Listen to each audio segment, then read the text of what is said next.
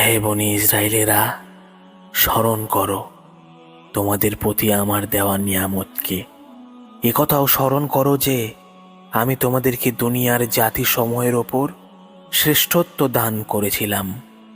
তোমরা ভয় করো সেই দিনটির, যখন কেউ কারো এক বিন্দু উপকারে আসবে না, কারো নিকট হতে কোনো বিনিময় গ্রহণ করা হবে না, কোনো সুপারিশই কাউকে এক বিন্দু উপকার দান করতে পারবে না, আর পাপীরা কোনো দিক দিয়েই কিছুমাত্র সাহায্য পাবে না।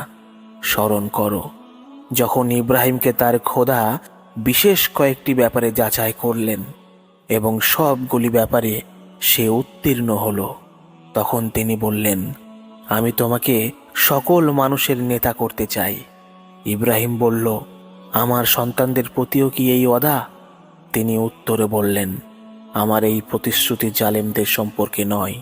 একথাও স্মরণ করো, আমি এই ঘরকে জনগণের জন্যে কেন্দ্র, শান্তি ও নিরাপত্তার স্থান রূপে নির্দেশ করেছিলাম এবং লোকদের এ নির্দেশ দিয়েছিলাম যে ইব্রাহিম যেখানে উপাসনার জন্য দাঁড়ায় সেই স্থানকে স্থায়ীভাবে নামাজের জায়গা রূপে গ্রহণ করো।